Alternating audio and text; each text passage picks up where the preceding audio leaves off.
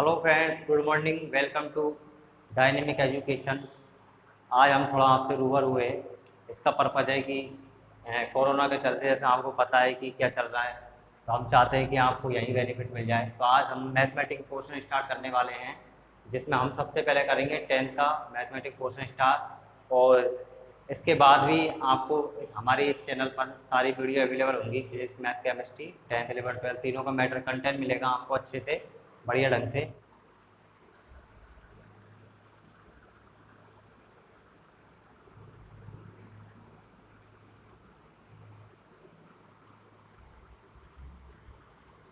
त्रिकोणमितीय अनुपात।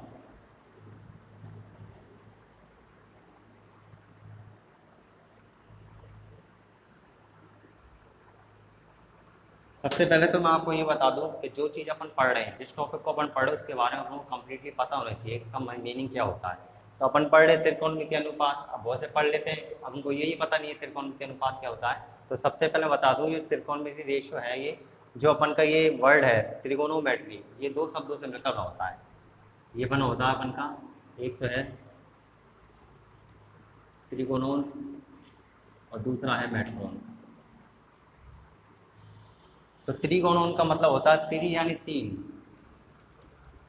नॉन यानी भुजा, और मेट्रोन का मीनिंग होता मापन। तो कहने का मतलब है, इस वर्ड का मतलब क्या हुआ कि तीन भुजाओं का जो मापन करते हैं, यानी कि तीन भुजाओं से मिलकर क्या बना होता है, ट्राइंगल। तो ट्राइंगल के मेजरमेंट के लिए यूज होती है। इसमें भी इसकी 6 रेशो है, जो वो हैं sign theta, cos theta, tan theta. इसके बाद है कॉट थीटा, सेक थीटा और कोसेक थीटा। ये अपने 6 त्रिकोणमितीय रेशो हैं, इनके बारे में अपन इसमें अध्ययन करेंगे।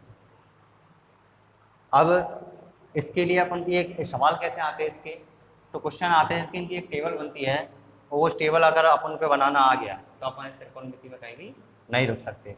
तो टेबल अपन एक बार सीख लें, उसके बाद अपन सवालों पर आएंगे। तो आइए देखते हैं टेबल इसकी कैसे बनती है। बिल्कुल इजी मेथड बताऊंगा टेबल का। सबसे पहले अपन को करना क्या है, अपन रेशो की बात कर रहे हैं, तो यहाँ पे अपन लिख देंगे रेशो। रेशो। अब रेशो लिखने के बाद में अपन 6 त्रिकोणमितीय रेशो को ऐसे बारी बारी से लिख देंगे। जरूरी नहीं है कि मैं जैसे लिख रहा हूँ वैसे ही आप लिखें, आपको तरीका आना चाहिए, बस कैसे भी लिख लो उनको। Sine theta, cos theta, tan theta, cot theta, sec theta और कोसेक थीटा। ये 6 त्रिकोणमितीय रेशो अपन ने लिख दिया। अब बारी बारी से यहाँ पे सबको पता है 0 से लेके 4 तक की गिनती तो सबको आती होगी, लेकिन उससे पहले अपन क्या एंगल लिख लेते हैं। तो ये है अपन के 0 डिग्री एंगल, ये है अपन का 30 डिग्री एंगल, ये है अपन का 45 डिग्री, और ये अपन का 60 डिग्री, और ये अपन का 90 डिग्री। इन्हीं एंगलों के बारे में अपन को इसमें 10th क्लास में पढ़ना है, इससे आगे अपन को नहीं जाना। तो सबसे पहले अपन क्या करते हैं, 0 से लेके और 4 तक की गिनती लिख देते हैं। लिख दिया, इसमें किसी को कोई प्रॉब्लम नहीं होगी। इसके बाद अपन क्या करते हैं, सबका 4 से डिवाइडेशन कर देते हैं, अपॉन 4, अपॉन 4, अपॉन 4, अपॉन 4। यहाँ तक तो किसी को प्रॉब्लम नहीं होगी। इसके बाद अपन को क्या करना, सबका रूट लेना है। रूट लेना है सबका। रूट लेने के बाद अपन की कहानी शुरू होती है। अपन को कुछ नहीं करना है, अपन को सिर्फ इसकी एक लाइन की वैल्यू निकालनी है। एक लाइन की वैल्यू निकाल लेंगे, उसके बाद कुछ दिमाग में लगाना, वैल्यूज़ अपना पाएंगे। कैसे आएंगी, बस दो बातों का ध्यान रखना। दो बात कौन कौन सी है, एक तो 0 ऊपर आ गया, नीचे चाहे कुछ भी हो, कोई भी संख्या, करोड़, 2 करोड़, 2, 5 या कुछ भी हो, 0 अगर ऊपर दिख गया तो इसका मतलब है 0 ही आएगा। यानी 0 में किसी भी संख्या का भाग देने पर 0 ही आती है। और एक टर्म होती है, अगर 0 नीचे आ गया, बटे में कुछ भी, 1, 2, 3, 1000 कुछ भी, तो हमेशा इंफिनिटी आएगा, अनंत आएगा। ये बात अपन को बस ध्यान रखनी थोड़ी सी। बस ये 2 पॉइंट है, जब बच्चे कंफ्यूज होते हैं टेबल में गलती कर देते हैं। ठीक है। अब सबसे पहले देखो 0/4, तो 0/4 आ गया, मैंने बताया 0 ऊपर आना चाहिए। 0 ऊपर आ गया तो इसका मतलब क्या है, जीरो ही आएगा, क्योंकि जीरो में किसी भी संख्या का भाग तो जीरो ही आता है। तो ये 0 डिग्री है और यहाँ साइन है, तो साइन जीरो, यानी इसका मान कितना आ गया, जीरो।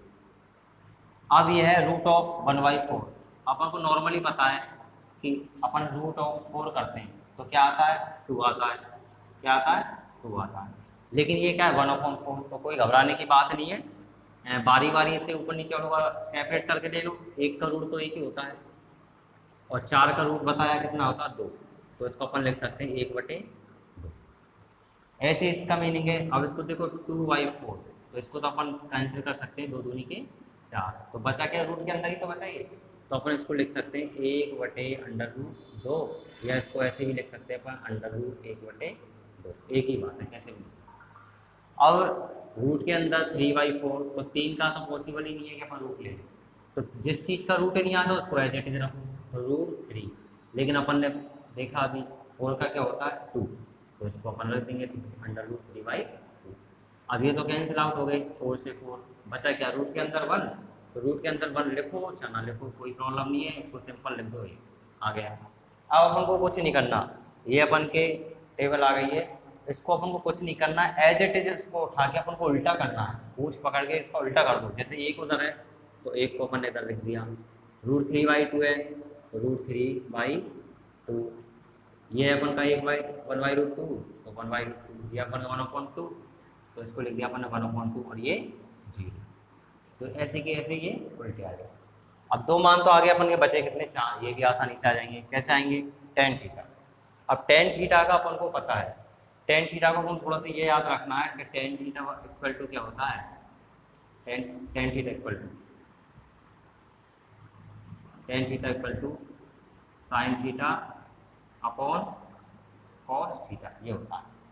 तो देखो इस फॉर्म में जम रहे हैं, sin अपॉन cos, तो ये भी तो sin अपॉन cos में है, इधर लाइन की तो थोड़ा आसानी रहेगी।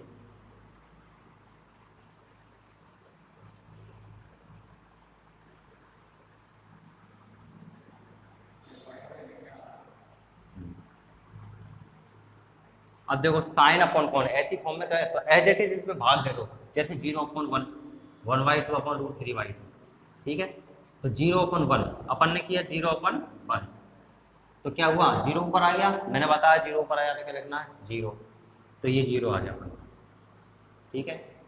अब 1/2 अपॉन √3/2, अब ध्यान रखना है, यहाँ पे गलती हो जाती है, अपॉन के नीचे कभी भी अपॉन आ जाए तो कुछ बच्चे तो उसको डायरेक्टली काट लेते हैं, ऊपर वाले से ऊपर काट देते हैं, नीचे वाले से नीचे, कुछ डायरेक्टली नहीं काट पाते। तो कैसे करना है अपन को, ऊपर वाली टर्म को एज इट इज रखना है, जैसे 1/2 है तो इसको अपन ने एज इट इज रख दिया। उसके बाद क्या करना है, अपन को अपॉन लगाना है, तो अपॉन √3/2।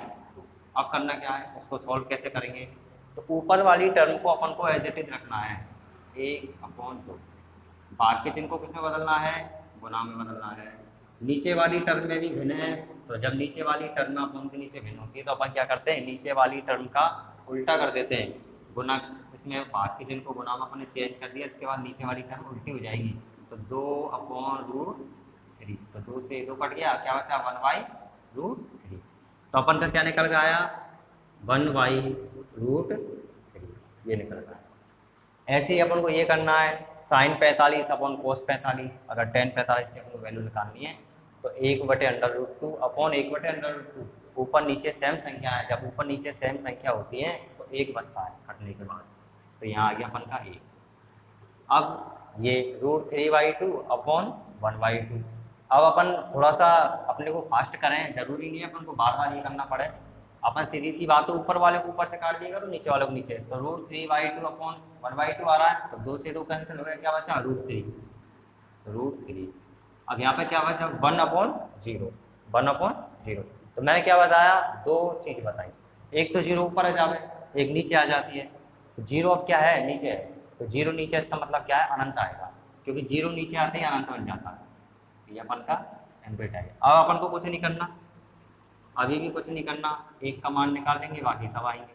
अपन को कुछ नहीं करना, 10 के मान आ गए तो अपन को क्या करना है, जैसे पहले किया था अपन ने, इनको सबको अपोजिट कर दो, जैसे एम्प्लीटी इधर है तो ये इधर लग दिया, कॉट के मान आ जाएंगे, √3 इधर है तो √3 को अपन ने इधर लग दिया, 1 इधर है तो 1 आ गया, और 1/√3 और ये आ गया अपन का 0। तो कोट के आ गए, बचे कितने, सेक और कोसेक के। अब ये भी देखो कितनी आसानी से आते हैं। अपन को एक चीज़ ध्यान रखनी है, बस क्या ध्यान रखनी है, सेक थीटा बराबर क्या होता है अपन का, कोस थीटा। सेक थीटा बराबर 1/cos थीटा। सेक और कोस एक दूसरे के अपोजिट होते हैं और साइन और कोसेक एक दूसरे के अपोजिट होते हैं, यानी एक का मान पता है तो अपन उसको अपोजिट करके दूसरे का मान निकाल सकते हैं।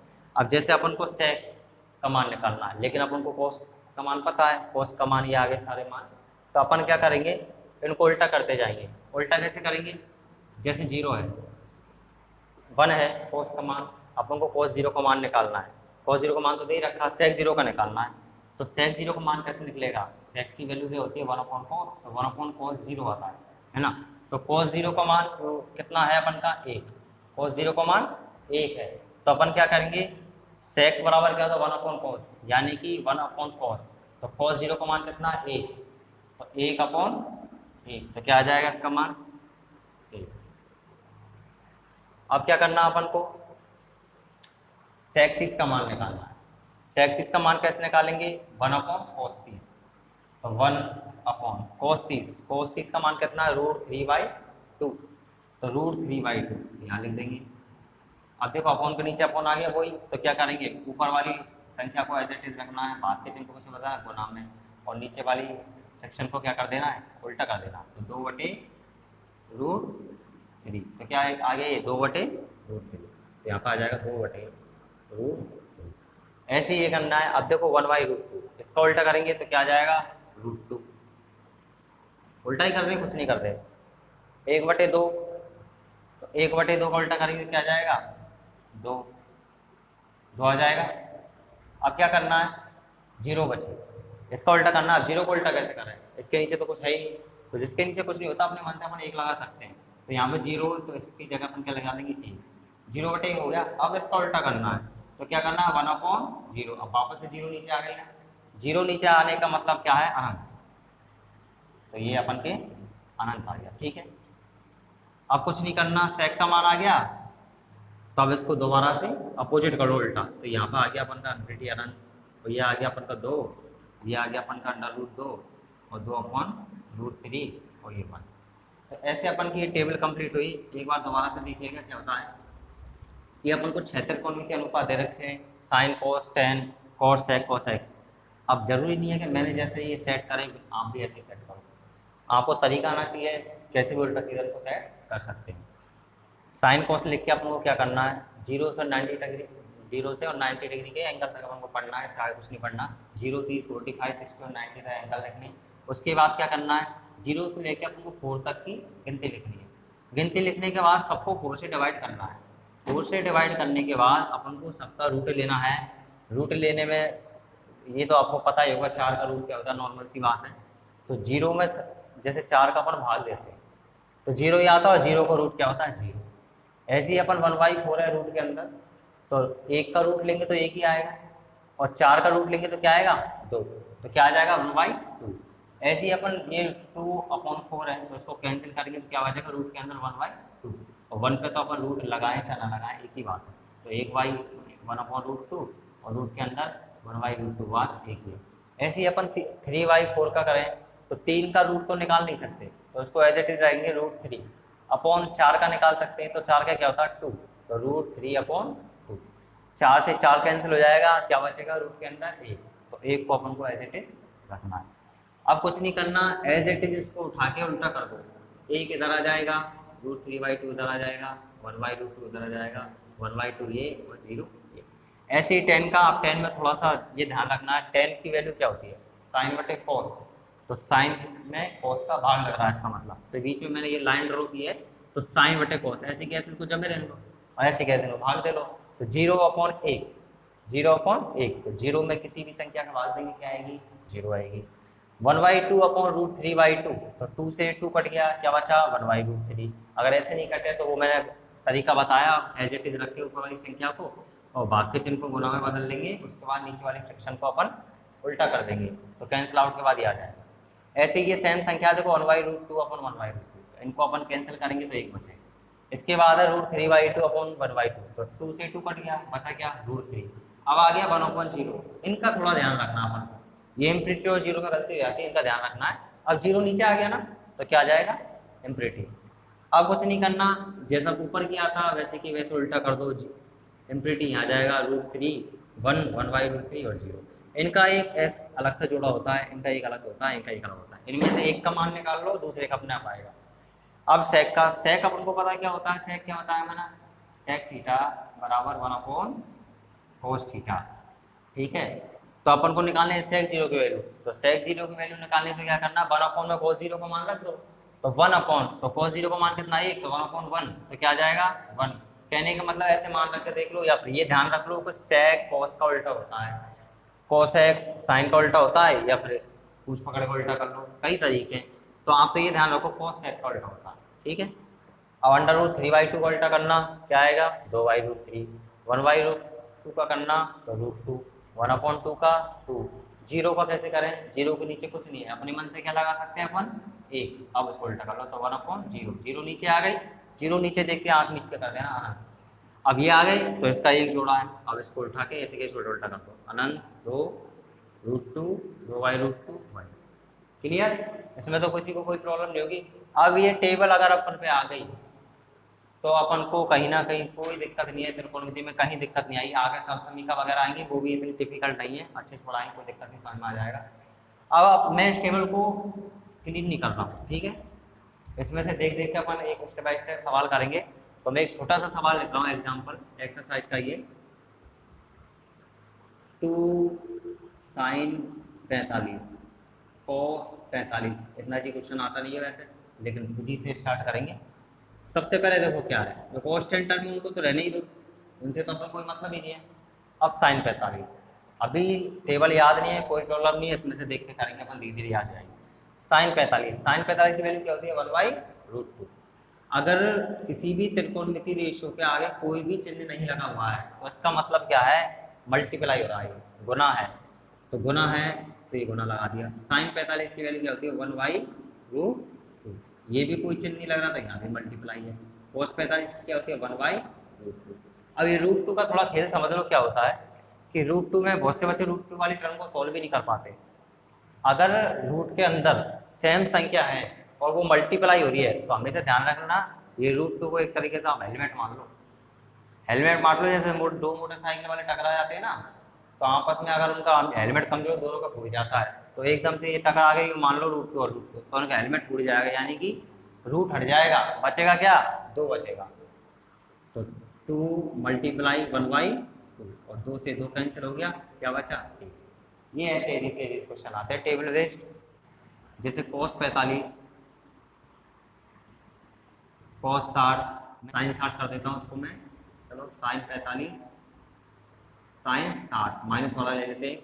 तो अब देखो cos 45, तो cos 45 की क्या वैल्यू होती है इसमें, देखो cos 45 की वैल्यू क्या होती है 1/√2, तो मैंने रख दिया 1/√2। अब चिन्ह कोई भी लग रहा, तो अपने मन से प्लस माइनस मत लगा देना, कोई भी चिन्ह नहीं लग रहा, इसका मतलब मल्टीप्लाई, तो मल्टीप्लाई cos 60 की वैल्यू उसमें देखो याद नहीं होगी अभी, cos 60 क्या है 1/2, तो यहाँ पर रख दिया मैंने 1/2। अब यहाँ पे माइनस ऑलरेडी दे रखा है, तो माइनस इसको तो घट में चला दो, जो दे रखा है उसको क्यों छोड़ो। sin 45 इसका क्या है 1/√2 और sin 60 का क्या होता है √3/2। ये अपन ने वैल्यूज पुट कर दी यहाँ पर। अब कुछ नहीं करना, अपन को मल्टीप्लाई करना, जोड़ वाई गुना भाग करने, सिंपल। ऊपर 1 को गुना करेंगे 1 आ जाएगा, और नीचे 2 को √2 से गुना करेंगे। अब देखो एक टर्म है √2 वाली और दूसरी टर्म है विदाउट √2 वाली, तो इनको मल्टीप्लाई कैसे करेंगे, ऐसे मत कर दे 2 दूनी 4, गलत हो जाएगा। इनको ऐसे कैसे चिपका दो, जैसे है वैसे, इनका भेज के बदलो, तो इनको लिख देंगे अपन 2√2, ठीक है। ऐसे ही ऊपर √3 1 से मल्टीप्लाई होगा तो -k√3 अपॉन वही सीन इनके साथ है, तो 2√2। अब इसको और सॉल्व कर सकते हैं आगे अपन, क्योंकि इनके दोनों सेम है नहीं, तो इनका एलसीएम ले लेंगे अपन। एलसीएम क्या आएगा इनका 2√2। एलसीएम लेना तो जानते होंगे, सब नहीं जानते तो बता देता हूँ। एलसीएम लेते हैं तो एलसीएम में अपन इन संख्याओं को भाग देते हैं। 2√2 में मैंने 2√2 का भाग दिया, कितनी बार गया 1 बार, और 1 को ऊपर मल्टीप्लाई करूंगा तो 1 एकम 1, ठीक है। फिर माइनस, ऐसे ही सेम 2√2 में इसका भाग दिया, 2√2 में एक बार गया, एक को ऊपर मल्टीप्लाई करूँगा तो क्या आएगा, माइनस के अंडर√3। तो आंसर क्या आ गया अपन का, 1 माइनस के √3/2√2। अब इससे आगे सॉल्व नहीं हो सकता, इसको अपन को यही छोड़ना है। आया समझ में? ऐसे टेबल बेस्ड क्वेश्चन आएंगे, sin² 30 प्लस के 2 cos² 45, एक स्क्वायर बना लेता हूँ। तो sin² 30, देखो sin 30 की वैल्यू क्या होती है, इधर देखो sin 30 की वैल्यू 1/2, तो 1/2। अब घबराना नहीं है, स्क्वायर आ गया तो पाए, ये तो कोई प्रॉब्लम नहीं है, इससे सेफ्टी रहती है। तो 1/2 का स्क्वायर कर लेंगे अपन, प्लस 2 cos² 45, तो cos 45 की वैल्यू क्या होती है, ये मल्टीप्लाई का चिन्ह लगा देते हैं बीच में, 1/√2। अब स्क्वायर कर देंगे। अब 1 का स्क्वायर क्या होता है, 1, और 2 का स्क्वायर क्या होता है, 4। अब ऐसे मत कर देना, 2 को स्क्वायर के ऊपर लिख दो, नीचे का नीचे करना, ऊपर का ऊपर करना अपन को, प्लस के 2 मल्टीप्लाई। अब देखो √2 वाली टर्म का कभी भी अपन स्क्वायर करते हैं तो उसका रूट हट जाता है। तो 1 का स्क्वायर तो क्या होगा, 1 अपॉन √2 का स्क्वायर क्या होगा, रूट हट जाएगा, क्योंकि √2 गुना √2 स्क्वायर का मतलब यही तो है। तो √2 हट जाएगा तो क्या बचेगा, 2। अब 2 से तो 2 कैंसिल हो गए, क्या बचा, 1/4 प्लस के 1। अब इसका एलसीएम लेना पड़ेगा, एलसीएम कैसे लेंगे, इसके बटे में 1 लगा लो, कुछ नहीं। तो एलसीएम क्या होता है, एलसीएम वो संख्या होती है, एलसीएम का मतलब होता है लोएस्ट कॉमन मल्टीपल। एलसीएम वो संख्या होती है, ऐसी संख्या लो जो इन दोनों का भाग चले जाए। तो 4 ले लेता हूँ, 4 का 4 में चले जाएगा और 1 का भाग भी चले जाएगा। तो 4 का भाग 4 में दिया, कितनी बार आया, 1 बार, 4 × 4। 1 को ऊपर मल्टीप्लाई किया इससे, तो क्या आ गया, 1, फिर प्लस, अब 1 का भाग देंगे 4 में, तो कितनी बार जाएगा, 4 बार, और 4 को ऊपर गुना करेंगे अपन इससे, तो क्या आ जाएगा, 4 × 4। तो ये क्या आ जाएगा अपन, 4 और 1 5, 5/। ये क्वेश्चन थे अपने, ऐसे ही से क्वेश्चन आएंगे उसमें।